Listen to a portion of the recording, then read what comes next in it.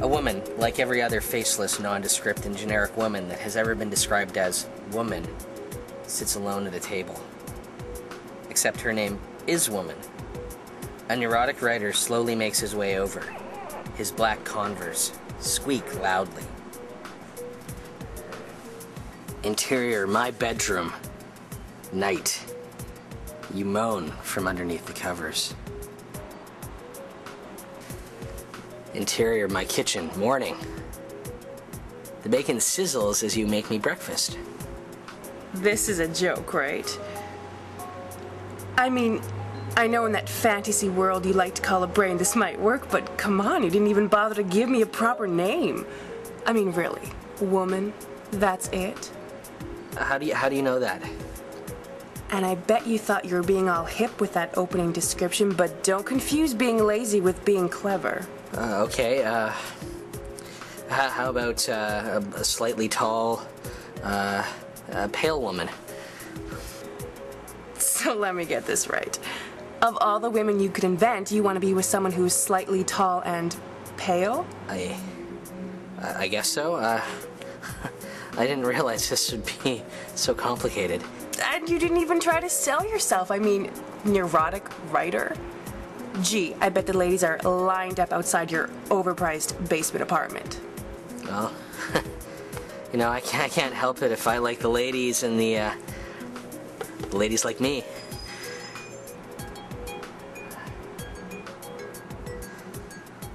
Okay, I read erotic Stargate fan fiction all alone at night.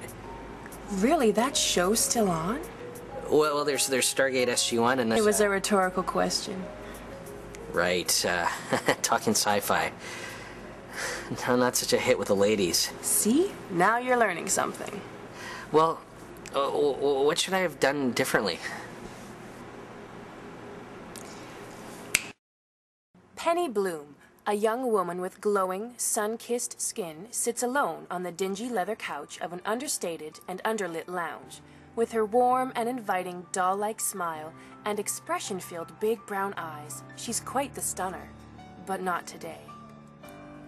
A hip young writer enters the lounge like a ray of sunshine into the window of a musty Greyhound bus, occupied by people fleeing their painful past. Like when that tragic tractor accident claimed the life of a younger sibling and tore their family apart. Yes, it's that informative of an entrance. He makes that 90210 Dylan McKay face, like he has to tell Brenda something extremely important, or, for the younger generation, the face of Ryan Atwood pouting because Marissa Cooper is making him go to yet another completely random but extravagant party. Their eyes meet.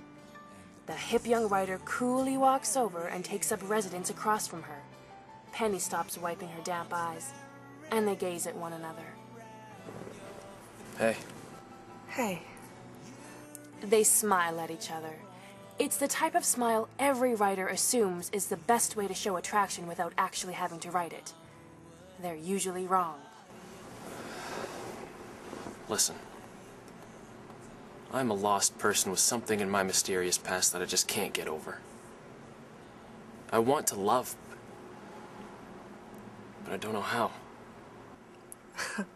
Well, I'm a fiercely stubborn and independent woman who keeps others at a distance and avoids commitment by throwing myself into my job. Although deep down, I've got this other dream that I can't externally achieve because of my internal flaws. And according to certain male writers, often of the neurotic persuasion, I, as a modern woman, am apparently incomplete without the love of a man. So, what about that guy friend of yours I always see you in here with? Oh, him? He's just my one really good friend who's always there for me and does all my errands for free and buys me random thoughtful things. So he's your gay little brother? Well, obviously. Remember, I don't need men. Right. Right.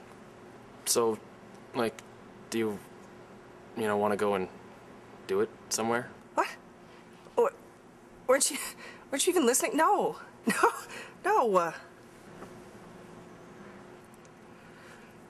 Fine. Let's go do it. Even if it's for no tangible reason other than that the story requires it. But first we should... Right. So get into some contrived situations that keep us apart. Unable to express our true feelings for one another. Until one of us comes in and makes this big, sweeping, grand gesture. And you change me for the better. Plus, I conveniently get my dream job through some random lucky event that never happens to regular folk who slave away day in and day out for that opportunity. And for once, I'll be left standing there as the eye candy, which totally makes sense because I'm a guy and that's pretty much all I'm good for. Right. Well, I mean, until then, could you maybe, You're very funny. It's funny. It's me. No, but seriously, could you?